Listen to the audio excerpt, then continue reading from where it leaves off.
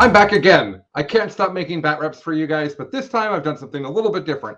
If you guys listen to the show, you know that I'm part of a kind of a Tyranid support group at times, a Tyranid cheatery group of cheaters at other times, not really cheaters, but a group of people that is really, if you think about it, the two best Tyranid players from my network and the two best Tyranid players from Art of War all together in a group working on lists, which is probably not actually fair, Alex, now that I've said it that way.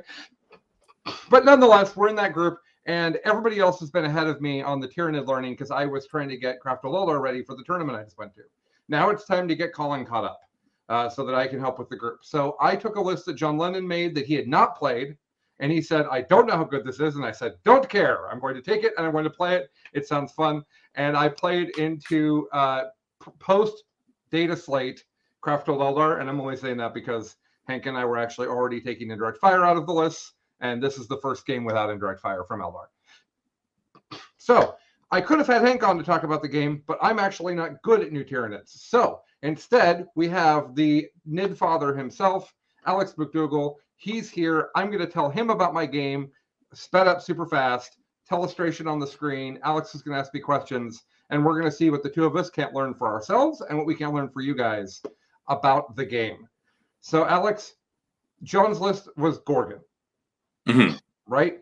And it was all about having these 6 Carnifexes, each with a heavy venom cannon that are just walking around being a nuisance. And then it had 2 units of Raveners, it had Venomthropes, it had Zoanthropes, all that stuff that you'd expect. And then the rest of the list was just the normal, the Flyrant, the Neurothrope, and then, of course, units of Tyranid Warriors, which Alex is here, so I don't have to say anything good about Tyranid Warriors because he will, whatever they do in the game we're about to watch, Alex will be pleased. He just wants them on the table, chilling out, right, Alex? Oh yeah. All right. Well, this list is playing into a Ulthwe list that is a lot of aspect warriors. It's double spider, it's double fire dragon, it's double banshee, which is very much how I feel about Eldar as well. And it has the avatar, which is really exciting. That's and fun. then also fire prisms. So it's like, I brought this really tough bug list, and he's like, well, I brought all these guns. And so what we'll do now is we'll jump to the game, and I will show Alex, and by representation, all of you guys. All right, here's the game. So this is right after I've won the roll to go first, and I'm starting to move my army around. While that's happening, we'll kind of, he's redeploying. Phantasm's happening on the other side of the table. I'll walk you through where everything's at, and then we'll kick off the game with the very start of turn 1. So, Alex, the mission is the one with the 5 objectives where you get to move them. It used to be called priority objectives. It has a different name now that I don't remember at this exact moment. Do you know? It's not tied on their icons. I don't know. It's not important. I was able to tell though, just because they were symmetrical. Yeah. So yes, the objectives look strange. So he moved the first one, which I think was this one. And then I moved this one forward and this one back, and then he moved this one forward. And what I didn't realize that would do is give me 1 objective and him 4 objectives. So I'm already off to an excellent start. This is not, strictly speaking, player place terrain. We just kind of put the terrain out and tried to make it look like a player place terrain table because we were trying to learn. If I was doing it over again, I would probably do a better job of pulling the terrain farther back, but it's fine. And then let me tell you where all the units are at. So this is a unit of 10 Hormagaunts right here. This is a Flyrant, and that Flyrant just has his normal close combat, I believe. He's got the, what's it called? The relic of the mortal wound thing. Yeah, Reaper of Obliterax. Yeah, Reaper of Obliterax. There we go. And then his spells are the Horror and Paroxysm, which I did because that's what John gave him. Now that I've played him, I wish that he had Psychic Scream, but that's okay. Just a bit more damage. Yeah, well, the Horror is a little bit of a weird pick that I probably just wasn't understanding. But we'll have lots of time to talk about that. So I do have some proxies on the table. This was really to kind of get me the feel for Tyranids. So the proxies will be very easy to recognize. I apologize. I know you guys don't like seeing proxies, but also some of these models aren't purchasable right now. So over here, this is actually a unit of 5 Tyranid Warriors, a unit of 5 Raveners, a unit of 10 Hormagaunts, all kind of hiding behind this train right here. This is the curved deployment where the deployment line goes like this. Right? Yeah. And so I wanted to try to have stuff way up here because John's shooting can't get around this corner super easily. And so I was trying to kind of stay back. These are warp spiders that aren't going to reach me. I wanted to be able to pressure this objective here and then have my bottom force hold that objective was my original plan. 3 of my Carnifexes are starting up here. These are Age of Sigmar Carnifexes. Morghast Akai Carnifexes, and then this guy down here is the super cool Sphinx model from Tomb Kings that I never get to play anymore. One of my favorite models in my army, so in my collection, so he's a Carnifex for today. Big Daddy here is the Synapse Carnifex, which ends up being super important. The other 3 Carnifexes are actual Carnifexes over here. So, and this is a forest. This diamond here, and his back here is also a forest. Gotcha. That's why they're all touching it. So my reasoning here is I can't hide everything, and the forest at least makes the fire prisms hit on 4s, and then they're going to wound on 4s if I decide to be transhuman. And then like I'm just trying to play the math because I couldn't hide everybody. This guy back here, it's Old One Eye, but Old One Eye is serving the role of the mortal wound Carnifex for today. And then he has 2 Carnifex friends. This one appears to be on a completely circular base, Alex. I don't know how long ago that's from. I think all mine are, and mine are pretty old. So. Oh, yours are all on ovals or on circles? On circles, yeah. Oh, okay. I'm pretty sure we're supposed to have them on ovals, but that's a good question. Another good question we need to think of is, 1, what did you hypermorphology into you, if you did? I did. And so I gave up re-rolling a die to wound, and for monsters get obsec. Okay, that's kind of what I thought was going to happen. It makes sense with the list. That was the right call, but throughout the game, I'd like to challenge that a little bit because, well, you'll see. But I feel like there's some times where if I could have done some more reliable damage, it might have been a bigger deal than obsec. So we'll see. And then my second question is, what did you select as your first synaptic imperative? That's a good question. Nothing on the first turn. Oh, I forgot about it. No, there wasn't anything. What am I going to do? Fall back and charge? Fall back and charge? No. Oh, I mean, that's what I would have done as well. I would have burned the fall back and charge. Unless I've been playing it wrong and you don't actually have to select one. Oh, okay. Then yeah, Alex, I took fall back and charge. Because I don't know. Yeah, I can't remember. I will have to read the wording again, but I can't remember if you have to select one or if you can just save them for later turns. But regardless, it doesn't really matter. We knew the first turn it wasn't going to affect you. Let me finish the deployment really quick. So down here is a ball of Zoanthropes, Venomthropes, and 2 units of Tyranid warriors and a unit of Raveners. These Raveners are out of position. I now understand how amazing Raveners are. We'll talk about that. Up here, he's got an avatar of Cain with 2 units of Warp Spiders. Warp Spiders are absolutely terrifying to Tyranids. This is an important thing to know where is that. Over here, this is a unit of Banshees, and this is a unit of Fire Dragons. There is more Fire Dragons and Rangers behind here, and then these are 2 Fire Prisms. He has Paroxysm. He has Phantasm to his 2 Ranger units into Deep Strike, and he also has 1 unit of Warp Spiders in Deep Strike. So he actually has 3 units of Warp Spiders in this list, 2 units of Fire Dragons, and 2 units of Howling Banshees. So all types of stuff. The 2 Farseers are one is on bike, one on foot, and then the Warlock back here. This is a very standard Ulthwe list that for what Hank and I have been doing. It simply removed the indirect fire to make it into a battalion, which gives it more CP.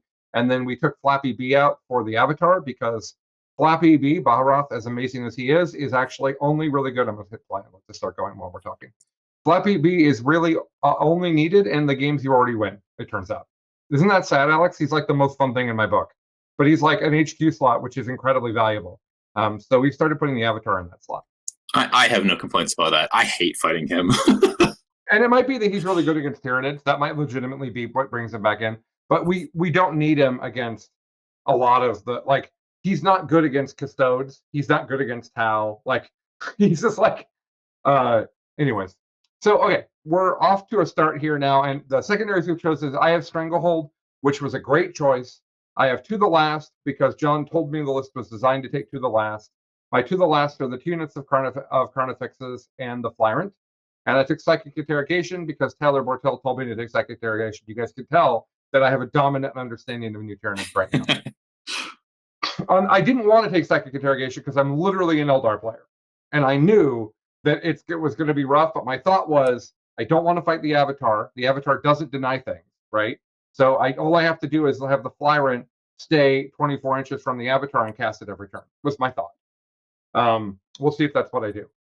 And then for him, he took Stranglehold, R&D, and Interrogation. He's much more confident on Interrogation than I am because he gets +1 to cast easily on his, and he's got a Warlock that can just do it, and he gets to cast starting with a 6 to cast, right, from Fate Dice.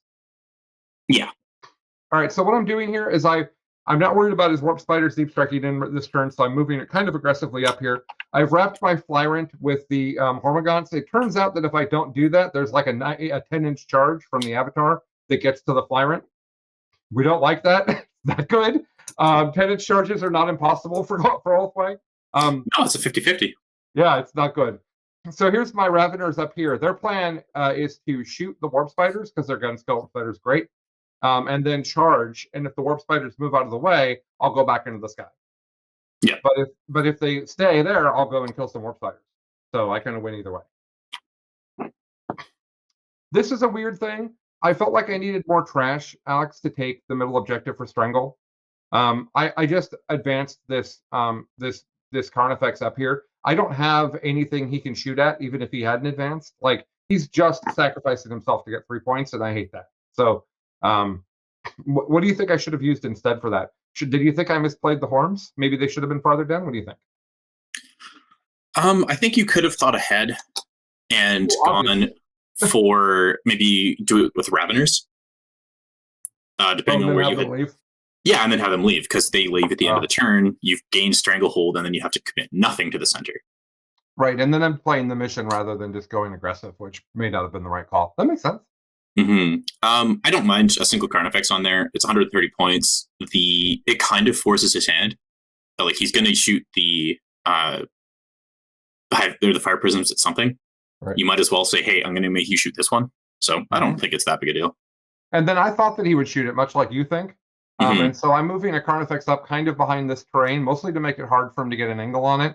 My thought was that he can't shoot the fire prisms effectively at 2 Carnifex, so I might as well get some movement and be ready to counter whatever comes out into the table here. That's maybe not what I would do again, but I'm not entirely sure what to do with all these Carnifexes against this particular Elvelist. It's pretty powerful in the firepower, so... yeah, the only other thing I can think of is depending on the positioning of his fire dragons, which are the only other thing I would be particularly scared of for the shooting. I think I did measure that. As long as he stayed at a range of that, I might have just gone a little bit caveman and just been like, okay, here's all 7 Carnifexes. What are you gonna do about it? I think there's 6 of them, but I'm with you. Yeah. If that's the case, then I also would have gone for the Neurothrope 4+ invulnerable save on everyone for this turn. For this turn, yeah, or maybe even the second turn. You go, what are you gonna do about it? And then, depending on how hard he commits, you can go like, all right, well, it's continuing to come at you on turn 2, and now everyone's got a 4+. So now what's happened is I've realized that he's going to have to bring his Warp Spiders forward here. This is like I made a move up here that I saw myself make, and then was like, oh wait, this is how he'll respond. So what I've done is I've taken the Raveners from my deployment zone, and I've just advanced them over here, and they are in no danger this turn, but their movement is so high that they have this objective completely covered, and they also can go over here if I roll well on it. That's what they're doing.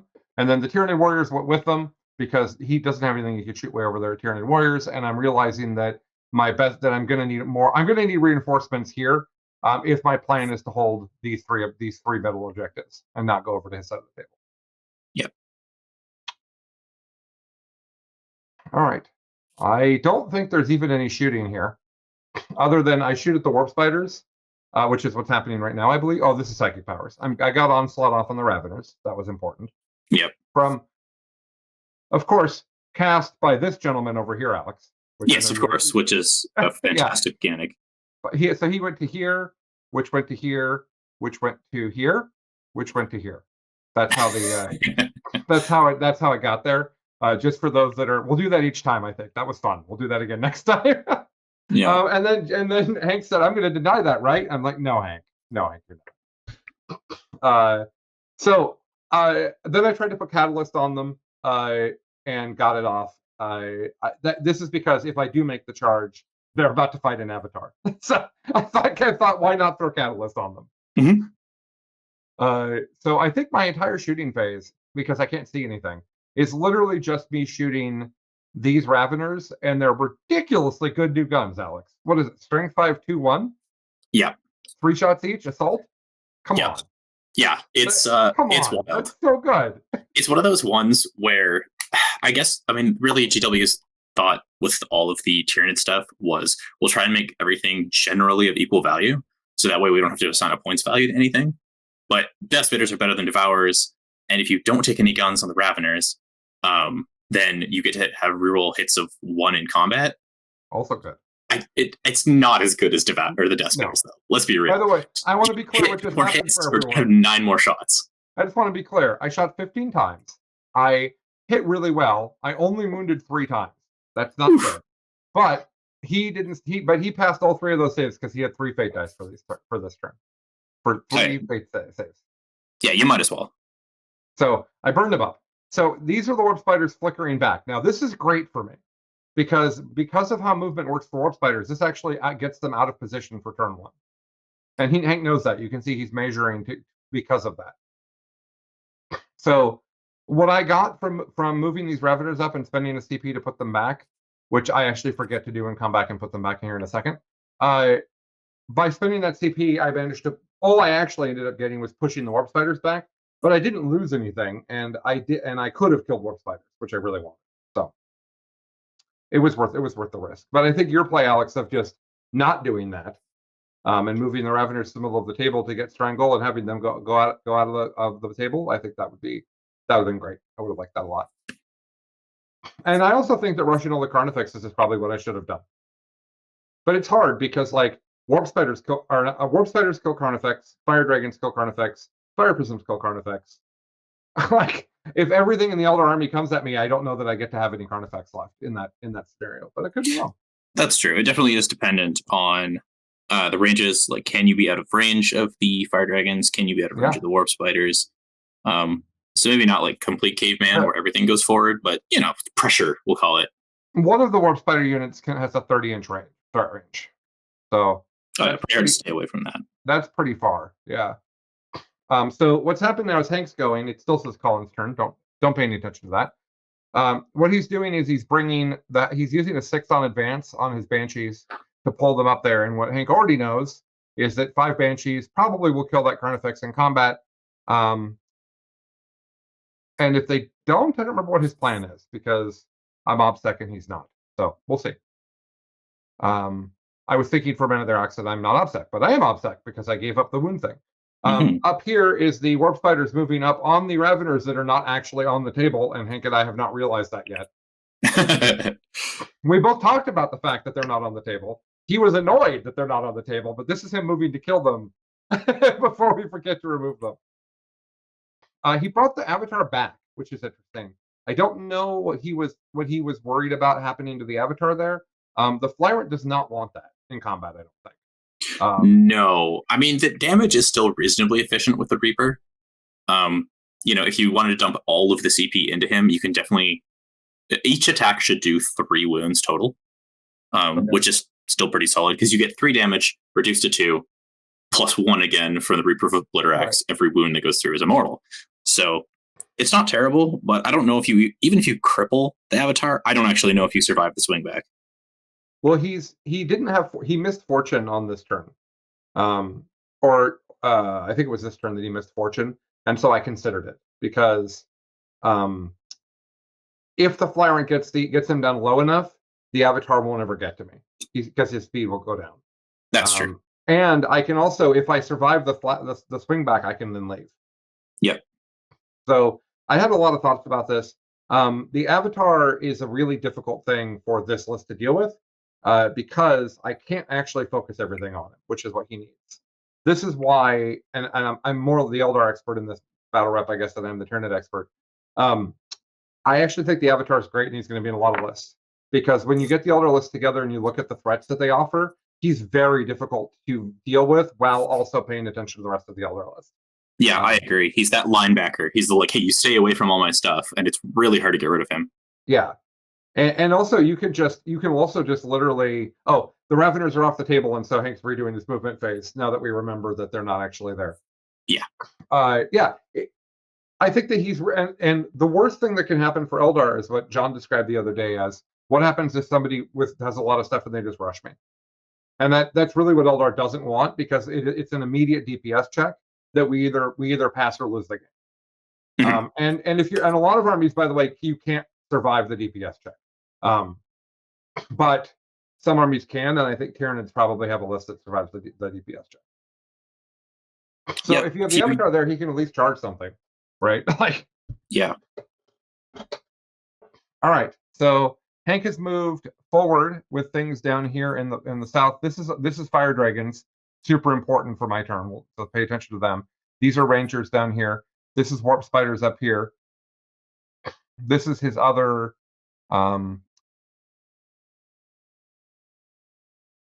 That's his other Banshees, I think. And then up here is the other. These Warp Spiders are set up to kill all my Horms. That's a trade that feels bad. I wish I had not made that trade. I needed the troops. I needed stuff to do things.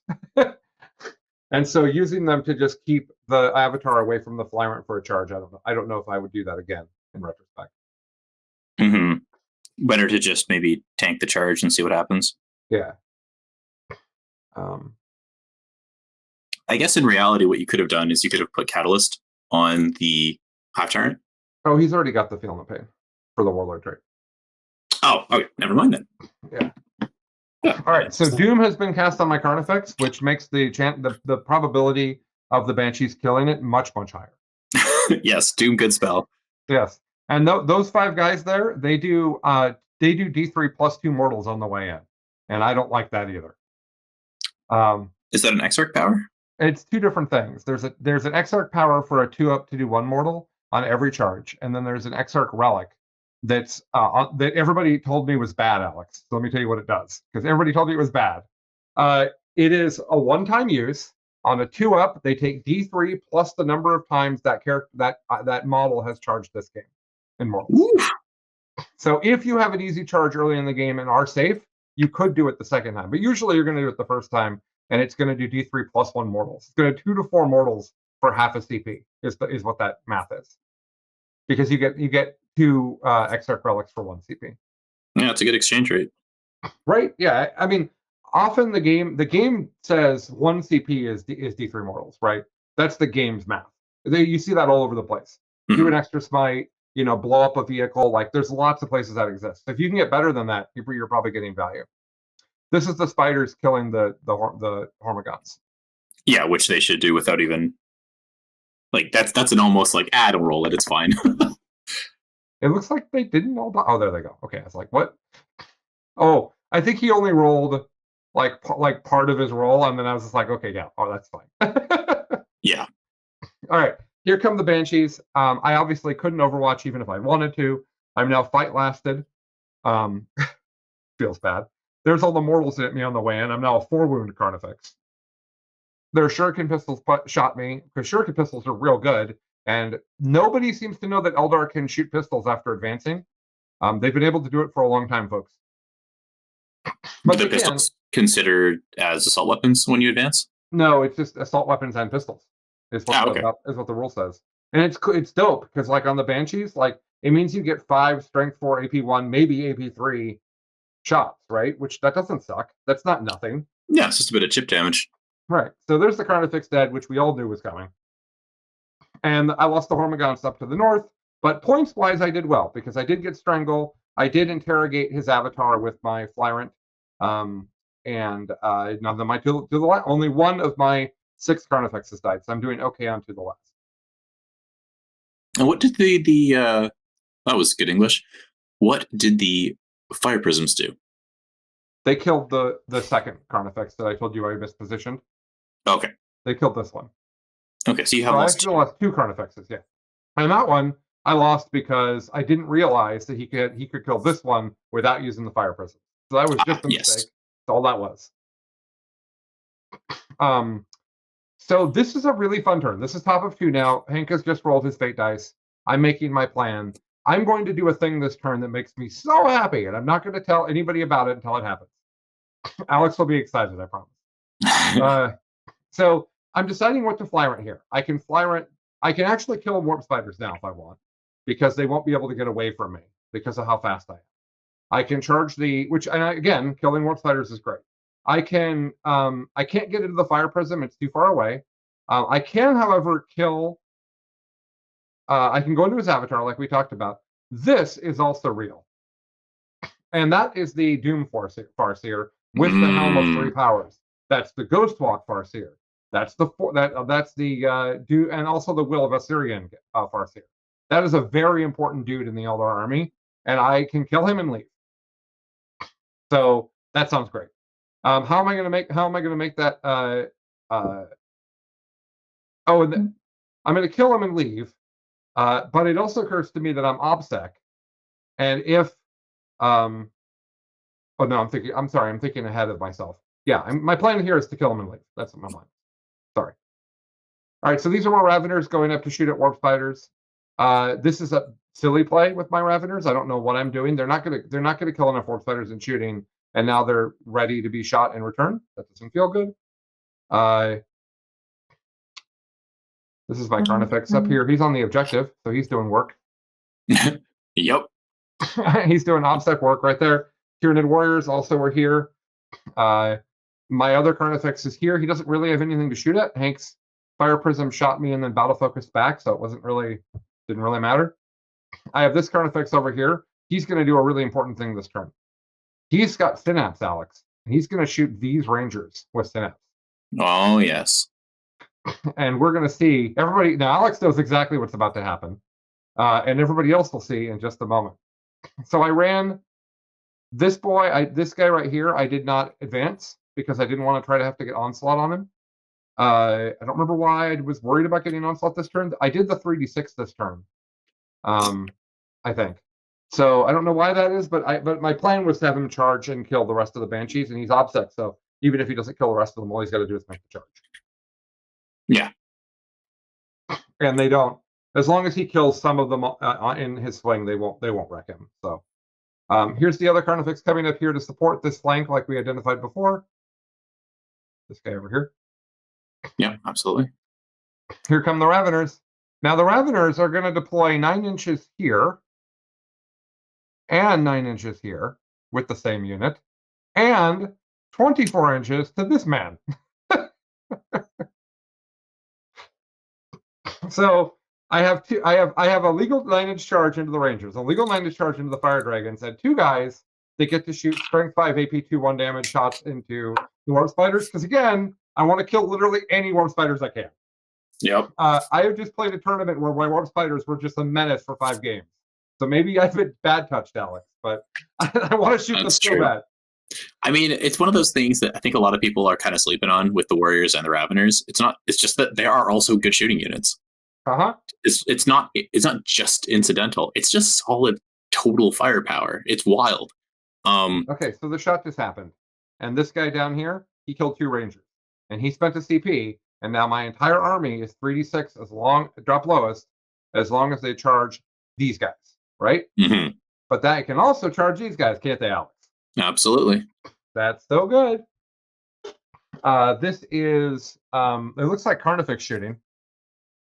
It's a lot of 3 dice coming out, so I'm gonna say yes. Oh, this Carnifex is probably shooting the Banshees that are in front of him. Yeah, that makes sense. Yeah.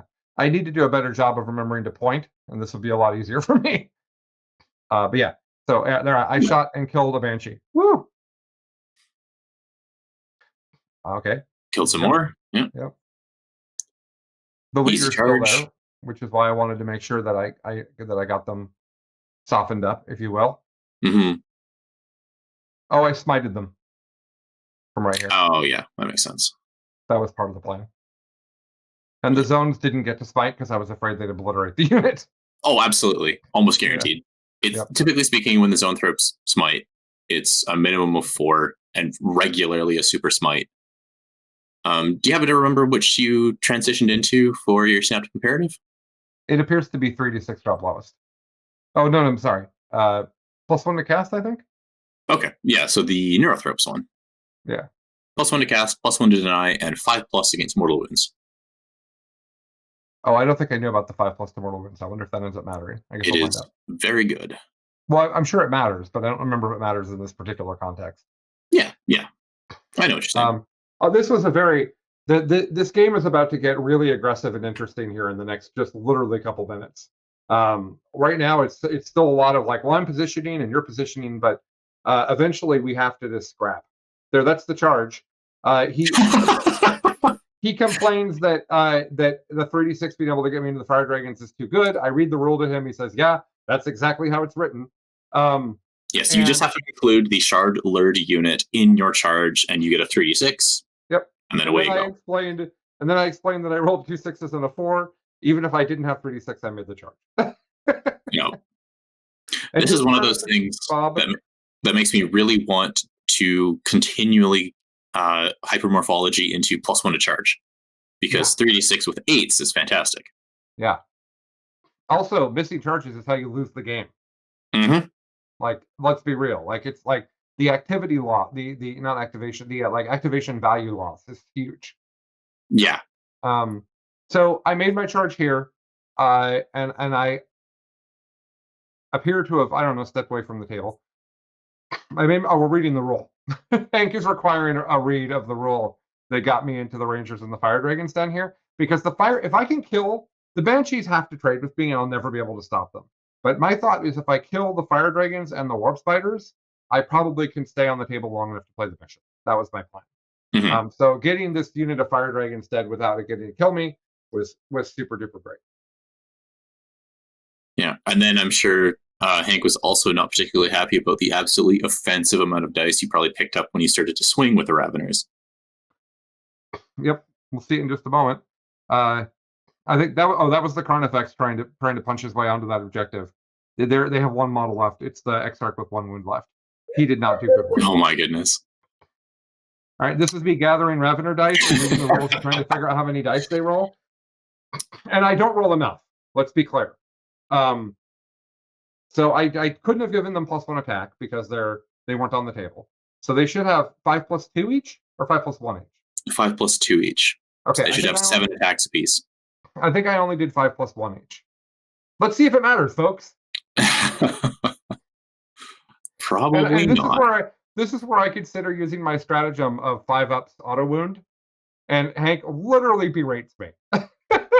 Yeah, like, come on. And I'm like, you're playing Eldar. Everybody I'm attacking has a 5-up invul. Anything's possible. That's the thing. This Ulthwe list could actually be BL10, because for the amount of aspect it has, the whole army has invuls. Other than the only thing that doesn't have an invul that would, if it was Ulthwe versus BL10, is the Fire Prisms and Rangers. That's it. The whole rest of the list has an invul. Oh, that's interesting. Because like all the Aspect Warriors have a 5-up, the Avatar has a 4-up, the Farseers have a 4-up. So like done. Mm-hmm. And Aspect Warriors are honestly the best thing in the Codex, pretty much, for just filling an army. Which is great. Saying that sentence, that's the same thing as Tyranid Warriors are great. Like that's the same. You and I have both been massive fans of Aspect Warriors for a long time. I used to play BL10 like 15 years ago. So an interesting note is these bros, they're dead. Oh yeah. Just so everybody's clear. What's happening? Without question. Yeah, they do not get to do anything further this game. They have gotten all of their value. But they did kill all those Fire Dragons and left 1 Ranger behind. But remember, I didn't remember to roll the right number of dice. And then the next thing that's going to happen is up here, once we are done checking whatever rule we're checking forever, is the Flyrant's going to punch that Farseer. That's the only thing we have left for the turn. Yeah. I'm spending the CP to do Mortal's Tim on the way in. Hank says something along the lines of, it does flippin' what? When I read him how many mortals it does. And then we check to see if the Flyrant has the Chitin rule. It does. Yep. The Chitin rule. And so I obliterate the Farseer. He has literally no chance. And he dead. And then I leave. Flap, flap, flap, flap, flap. Yeah. Now, what Colin doesn't know is that I actually overdid it that turn. I had all 5 objectives at the end of the turn, which is not what I needed to strangle. I probably could have spited off the Banshees and left this guy back. He didn't do anything because I knew the Flyrant was going to be here with OBSEC, and you get to strangle and then leave, right? Yes. So even if I had missed the charge down here, I still would have had strangle. This is an important lesson because, like, I should have been paying attention to that. I didn't. Overextending here is not a good idea. I could have easily killed those Banshees in the middle of the table without sending that Carnifex in. Mm-hmm. Smite and also guns. Tyranid warriors could have shot them for aiming like anybody. Yeah, absolutely. Yeah, I think I agree with that one. I think even if you had set it up where obviously there's the possibility of the Raveners failing the charge, so now you might not get there, you could also have gone in with the Hive Tyrant, and instead of taking it off the table, you could have overran to that objective and stolen it. True. Also the Raveners could have shot off the Banshees. The only 2 Raveners even shot. Because they had range on the Warp Spiders, it didn't do anything. Yeah. I shot a lot of Warp Spiders and didn't do anything in this game. It was one of my themes. I had a game like that a while ago, where there's this Warp Spider unit that should just never have lived, and I just kept. It was an Exarch with 1 wound, and I just couldn't kill it. I charge him, he runs away. I shoot at him, he makes the save. So I'm like, fine, whatever. Let me tell you how much trouble the Raveners are in. This is the 5 Banshees with the 2 damage per hit, 10 attack lady, and 5 fire dragons. That's what's answering the call of the Raveners on that objective. Mm-hmm. And then up here at the top, the Avatar is over my poop. He is over it, and he is coming for me. And this is really a pivoting point in the game, because I got to be honest, Alex. Even looking back at the game, my options are to ignore the Avatar or put everything into him, and I don't know what the right decision is even now. So we'll see what happens. This turn is pretty straightforward. The Raveners just get obliterated by charging and shooting from the Fire Dragons and the Banshees. They then hide up against this wall. I remember that the Banshees are there. I do not remember that the Fire Dragons are there, just to give you guys a little taste of what's going to happen. He's positioning the other Fire Prism that hasn't used its battle focus yet to see this Carnifex in the middle of the table that I don't need to let him see. Warp Spiders are coming up. It looks like he did lose a few from my shooting. A smaller Warp Spider unit's coming up and kind of touching the wall here so that they can shoot into the Tyranid warriors, because Hank has immediately identified that Tyranid warriors are crazy. Mm-hmm. They're even crazier on John's battle list, on his army list, because he wrote Tyranid warriors with HBC. Which they do not have. And I was super content to play them that way, by the way. I was not. It was the Boy King himself gave me the list. Like, I was just getting ready to roll, and Hank is like, I don't think they have that. I'm like, yes, no? They have regular venom cannons. That's so funny. Now, are you taking venom cannons even in your list, or is that a Gorgon thing that's happening here? Oh, no, I've got venom cannons in my list. The key thing with the venom cannons that really adds to the Tyranid list is that you now have a synapse creature with firepower. We're not really too concerned about it. That is synapse and 36-inch range. Mm-hmm. So he's really nice for just throwing a single venom cannon all the way across the board to hit something and give you your Shardler out of Deep Strike. Right. And I mean, sure, great. Every once in a while, he just fires in and kills like 2 Marines or chips off 4 damage off a tank or something. Right. Nothing to complain about there. So the problem here is that I just lost another Carnifex for no reason, and I lost the unit of Raveners, and that other unit of Raveners is about to get charged by an Avatar. So the issue here isn't that I didn't have enough stuff. The issue is that in my opinion, I'm losing the stuff with not enough value in a game that's so close. Like right now, I'm up by 10, but it's early still. It's only bottom of 2 right now. I think another issue that you're having is that you haven't layered well enough. Yes, you're losing your stuff, but you now don't have anything to counterpunch yourself with. Mm-hmm. I think if you had been, like I said, playing like a bit of a caveman, pushing the other Carnifexes forward, or even brought the Zoanthropes or the Warriors or whatever is in that back corner, if that was forward and you had only left like a single unit back there to defend, you now get to counterpunch back into those Fire Dragons and Banshees on the far right-hand side. Mm-hmm. You're absolutely right. I need an answer for this, and I don't have it. Mm-hmm. Yeah, there needs to be an immediate, like, yep, you've taken that away. Cool, I'm going to take it right back again. So you get to continue to play the trading game. Honestly, as soon as the Avatar was deployed up here, I think the actual play was for me to go like this. Yeah, just leave it behind. Just deuce out. I'm so fast.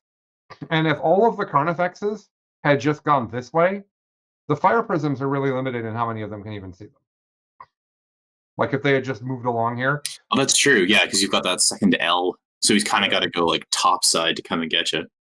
Yeah. Maybe he still kills one a turn, but the Avatar has shot and killed some Tyranid warriors, a Tyranid warrior. Warp Spiders have killed more. I'm down to 2 Tyranid warriors in the upper left. Avatar charging the Raveners made it easily. Hank is rolling out the wanted me to roll out the Raveners dying to the Banshees, which Alex could have told you I don't need to roll out. No, not really.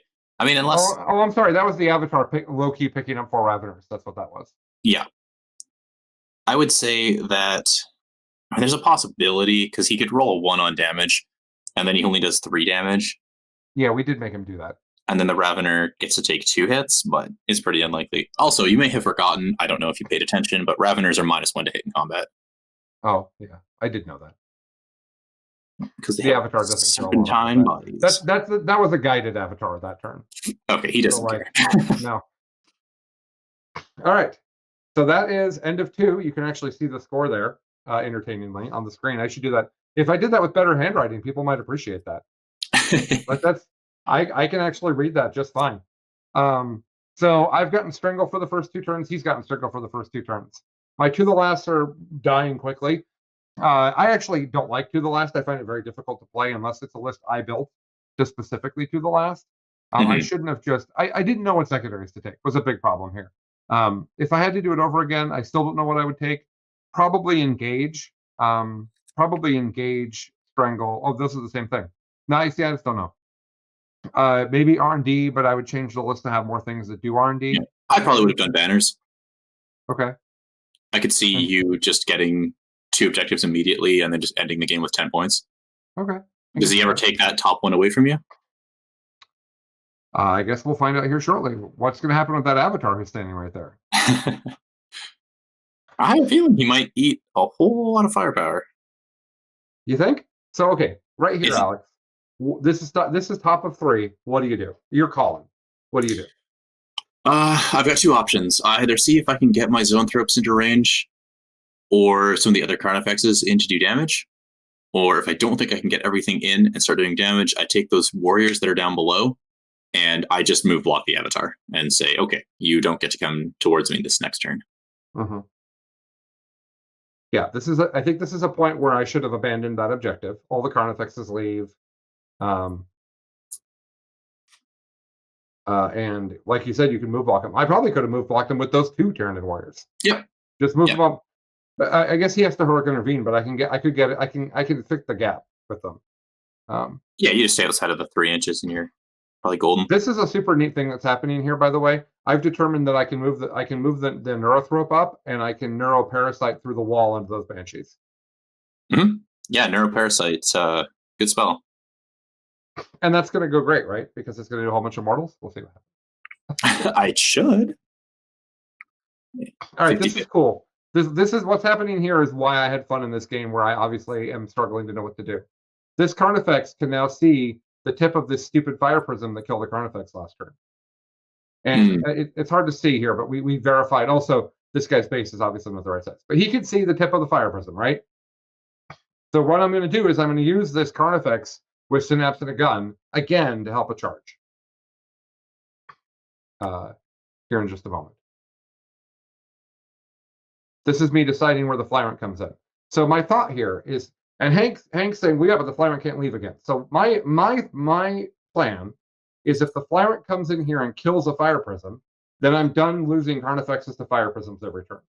That's cool, right? Yeah. I also could come in and kill the Warp Spiders in combat very easily. Either way, I kill one of the things, and I'm standing on the objective, and I'm a, 12 wound model with a 4-up invul and a 5-up feel no pain. I can be transhuman if I want. Let's just see what he can do. Because if I kill a Fire Prism, then all he has is the Warp Spiders aren't good into the Flyrant. The other 1 Fire Prism's going to have 2 shots. I can use a command point reroll to try to get through the invuls, right? Doom is gone. I can do the strat with only 1. And then And then that's it. That's all I got to deal with, and everything's going to be fine. There's only one issue with that. And it's these 5 bros right here, which are fire dragons that past Colin has no idea are still standing there. I don't know why. But I know how far they go. But it didn't even occur to me that they would be in range of the Flyrant if I do that plan. Didn't even occur to me. So, oops-a-doo. I'm giving you guys a little foreshadowing there, but it's a painful moment in my memory, Alex. Mm-hmm. Hey, we all have those in Warhammer. Sometimes you forget that objectives are sticky. Yeah. Yes, you do, don't you? So here he is coming in 9 away. I talk about how much maneuvering it takes me to make sure I'm not being clipped by terrain to charge in. Hank says, please don't worry about it. And I say, great. Mm-hmm. That's because Hank is a good opponent. Right. Hank's also a practice partner that is fully able to beat me. And man, do I appreciate that. I bet you wish you had one of those. You're somebody routinely being able to, yeah, definitely. Yeah. So this feels terrible. The Zoanthropes just did 5 mortals. And 2 of them were feel no pain, or something like that. But what happened? Oh, I guess it would be they only ended up taking 2, and he just threw them both on the Exarch. So I didn't even kill any banshees. But what I did do is put 3 Zoanthropes around the Neurothrope right here in a position that they should have been on the last turn, to Alex's credit. And I put Catalyst on the Zoanthropes. So what happens if those banshees charge the Zoanthropes now?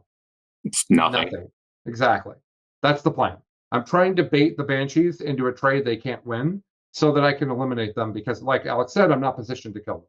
Now, if I also had a plan for the fire dragons, that would have been amazing.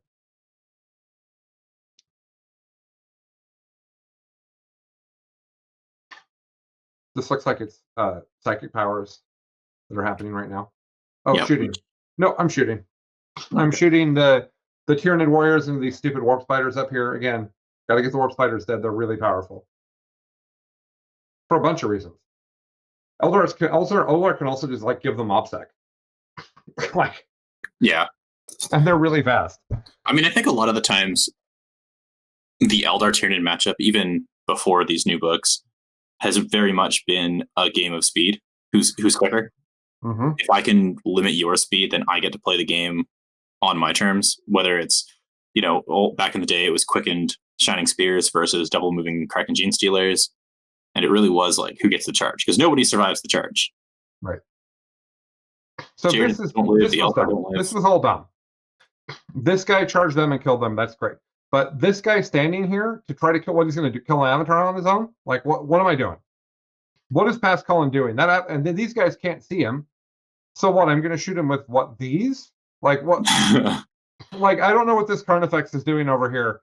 He does shoot the avatar. I do have 3 wounds on him now. Huzzah. I don't know what I was doing. This Carnifex should have immediately beat feet over this way and tried to shoot the fire prism or something. Or maybe he goes right here and maybe he can see some fire dragons. Right? Mm-hmm. It's hard to tell because this train's actually, he would have had to go up around this way. This doesn't curve, but you know what I mean? He'd have to go like this and then like that. And so maybe he couldn't have made it, right? But yeah, frustrating.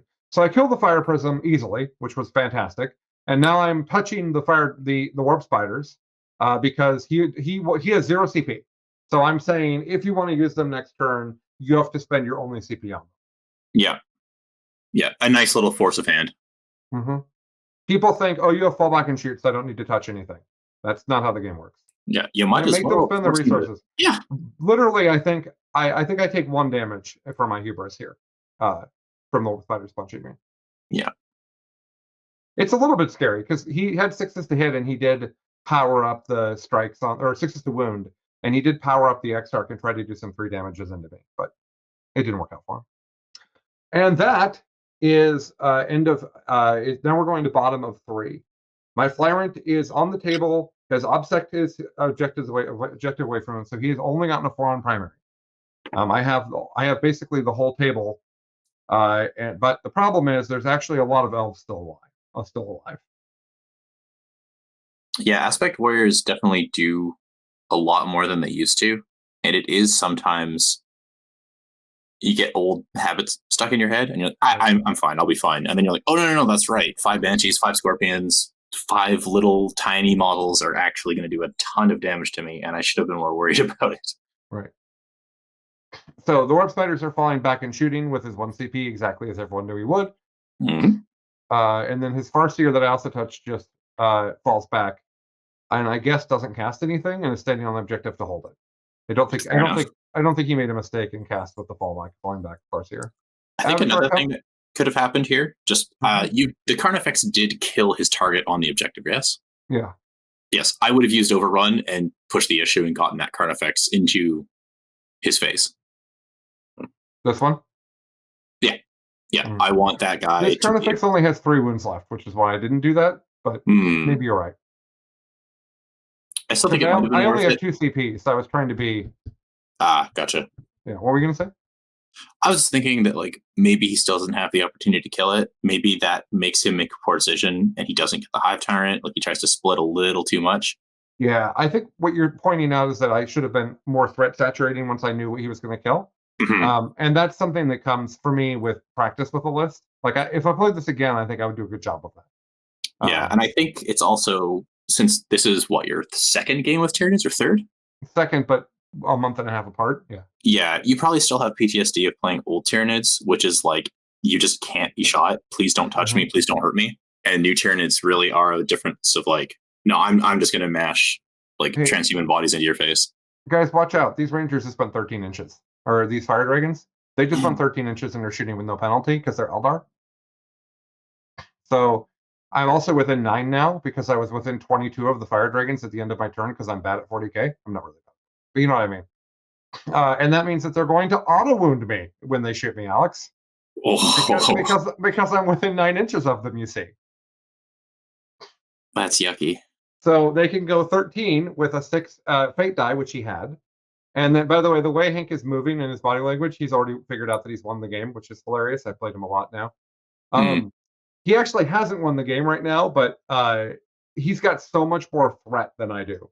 That it's the turn where I needed to run away from the Avatar was a big mistake. I'm now feeding things to the Avatar for no value, and I can't afford that because Eldar are too good. Everything in the Eldar list is good, so I can't let him just have all his resources and lose all mine. Not fair. Yeah, the Avatar is fantastic, even in like a mind game, big threat piece. But if he also actually generates a ton of value, you're in big trouble because he is not particularly expensive. 270. Yeah, for something that beefy. So, guys, that was the Fire Dragons. The 5 of them by themselves, easily picking up the Flyrant. Just so you know. Like, I imagine 5 hits, 5 wounds. Yeah, it was 5 hits, 5 wounds, and I made 2 saves. Dead. Yep, instant. Yep. And then I said, oh, I didn't remember the Fire Dragons. He was like, well, I had a Fire Prism and all this other stuff here too. But yeah, that doesn't kill it. It's just it was that was Warp Spider shooting. I recognize that anywhere. Yeah, and even if it does, it now frees that Fire Prism and other things to put firepower downwind. Yep. Yeah, the losses I'm taking here are really rough. This is the Warp Spiders just shredding this 3-win Carnifex. It's dead. I think I might try 3 Screamers and 3 shooty ones next time. I just think I'd like the extra movement, to be perfectly honest, on some of them. And also, people hide so much, right? People hide so much that you don't always get all the shots you want. Not every army is going to be able to hide like Craft Worlds, but yeah, I know what you're saying. Yeah, true. All right, so the Avatar killed, and the Warp Spiders killed the 1 Ravener that was here, the 2 Tyranid Warriors that were here, the Carnifex that was here, and then the Banshees made the charge down here exactly as I predicted, and the Flyrant died here. The problem with that is I have just lost all but one from each unit of my 2 to lasts. That's the issue. So it looks like I'm up on points, but my secondary just took a massive hit. Partially because I completely misplayed the Flyrant there. Trading the Flyrant for the Fire Prism was dumb. I think seeing the game over again, Alex, I think that is the turn the Flyrant charges the Avatar. I think if I had shot this Carnifex, what do you think if I had shot this Carnifex, give me a minute, Tyranid Warriors here, people up here, what if I had just shot like everything into him and also smited him with the people down here? Like, oh, you get him for sure. Could I have just killed him and now I'm hiding, right? And does that let me recover? I don't know. I think it does because it slows the game down enough that you can come back. Like you're not ahead, but you're not behind. You're very neutral. Did he have to the last as well? No, he did not. Okay. Yeah, you could have also thrown a psychic interrogation into him again, get your points out of him, and then delete him. And then, yeah, if you're back there, I don't think the Fire Prism can do a whole hell of a lot. That's the whole thing. Is I could have ended the turn of my whole army hiding. That's what I could have done. And he didn't have the CP for ignoring invuls. So the Zoanthrope play could have still done it. Could have still baited the Banshees just like it did. And then they could have rolled up on the Fire Dragons and smited the crap out of them through the wall because we were cheaters. All right, the game is actually basically over, and since we've been talking for a while here, why don't we spend just a couple minutes and I'll tell you how it wraps up. Sure. Because this play here is, I'll actually speed up the speed to 400%, and you can kind of see what's happening here. It gets jerky, but you can see that I'm measuring like crazy, and I move everybody, and my plan here is these guys charge these warp spiders, move on to here. Carnifex charges these warp spiders, moves on to here to get strangle. These guys block the avatar. This guy runs his butt over here. What happens as a result of that is the warp spiders here all die in the combat. And dude bro, this dude bro right here can't pile into the stupid objective because the avatar is closer than the stupid Fire Prism. And so he just can't do it. And I advanced him. Sounds like an overrun turn. Yeah, again, I forgot overrun existed there. Would have been great. Could have gotten strangle. But what I've seen, because I know the future, is that doesn't matter. What happens on my turn is that the avatar kills one of the Carnifexes in shooting, kills all of the Tyranid warriors in combat, and one of them in shooting, because that's how he rolls. So the avatar kills all of these bros and this bro. Okay? And then the Fire Prisms shoot and kill him. And my entire army at that point is these three guys, this guy, and the Venomthropes. And everything else in my army is dead. And so that's just, I overextended. I didn't position right. I let the avatar have his way with me. The avatar got more than his points value in killing me. That's not okay. You can't do that. Don't do that. It's not encouraged. Yeah. Yeah, he's a linebacker, not a go get your opponent. And so the end result, I'll just wrap this up here, is that because of the priority targets, we both got a lot of primary. I end up with 39 because I can't get any 8s past the third turn. I go 8-8-4-4, and he goes 4-4-8-12 because he tables me basically. Yeah. So he gets 45. Because I didn't, all my to the last died, I get 0 there. I only psychic interrogate twice, where he doesn't deny me, right? Just fail. Also, the guy doing the psychic interrogation just died a second ago. And then I strangled 3 times. So my secondaries are 15, giving me a 54. Hank got strangled 4 times for 12 points. He got R&D 3 times for 8 points. And he got psychic interrogation only the 1 time because I'm playing Tyranids. And so he got 23 points and 45 for 67. So it's 67-54. What I want you guys to really see about this, and you could hear it in Alex's voice, this list, which John made on a whim, which is not at all tested out, against a very well thought out Eldar list, was completely in it. I just had to play it differently. And there were several moments where both Alex and I were just like, oh yes, and that's where it happens. That's where it needs to be different. So really great. I have to run, but final, how about giving us a minute of wrap up, Alex? Yeah, absolutely. I mean, I think the cool part about this is it had nothing to do with the list, which we just said was untested. I think this 100% comes down to positional play. And I think that's a really cool thing to learn to think about how it could be done better. And you went hard and you took your foot off the gas in some places, and that's what bitch it, because you weren't able to play that trading back and forth. Right. I think if you would have been a little more committed to pushing into the board, jamming up in the center, I think you would have overrun.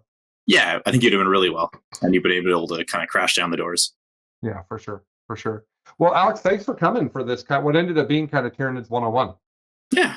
I really appreciate it. So, guys, that's our game. The score ends up being 67-54, like we said. And we really appreciate you watching. You can get lots more games just like this on our YouTube. And if you join our members area, you'll have access to all of them, which is really cool. Thanks, everybody, and we'll talk to you soon. Bye.